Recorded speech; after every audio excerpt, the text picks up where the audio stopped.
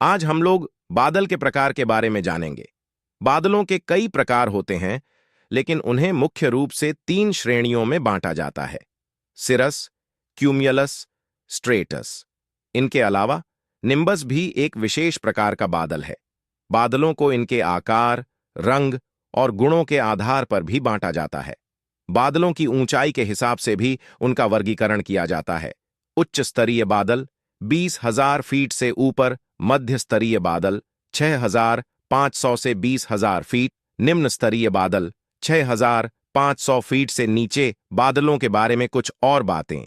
बादल लगातार बदलते रहते हैं और कई तरह के दिखाई देते हैं। बादलों का रंग काला, भूरा और सफेद होता है। सुबह शाम को ये लाल रंग के भी दिखाई देते हैं। निचले स्तर के बादल अक्सर अप्रिय मौसम का संकेत देते हैं। मैमेटस और रोल क्लाउड जैसे बादल तूफानी मौसम का संकेत देते हैं। तूफान पैदा करने वाले क्यूमुलोनिम्बस बादलों को ऊर्ध्वाधर बादल कहा जाता है। बादलों के 4 परिवार हैं: निम्न, मध्यम, उच्च और संवहनीय बादल।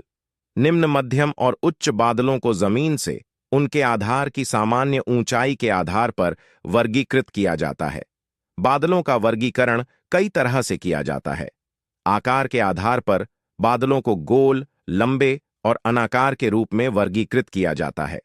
ऊंचाई के आधार पर बादलों को निम्न, मध्यम और उच्च के रूप में वर्गीकृत किया जाता है। निम्न बादल जमीन से 2 किलोमीटर तक, मध्यम बादल 2 से 7 किलोमीटर और उच्च बादल 5 से 13 किलोमीटर की ऊंचाई पर होते हैं। प्रकार के आधार पर बादलों को 3 मुख्य प्रकारों में बांटा गया है: स्ट्रेटस, क्यूमुलस और सिरस। मौसम संकेतों के आधार पर बादलों को साफ, बरसाती और तूफानी के रूप में वर्गीकृत किया जाता है। वंश और प्रजाति के आधार पर बादलों को जेनेरा, प्रजाति और किस्मों के आधार पर वर्गीकृत किया जाता है। बादलों का वर्गीकरण सबसे पहले ल्यूक हॉवर्ड ने 1802 में किया था। उन्होंने अपनी किताब द मॉडिफिकेशंस ऑफ क्लाउड्स में बादलों के विभिन्न प्रकारों का नाम दिया था। मौसम विज्ञान समुदाय ने इन नामों को आसानी से स्वीकार कर लिया और आज भी दुनिया भर में उनका इस्तेमाल किया जाता है।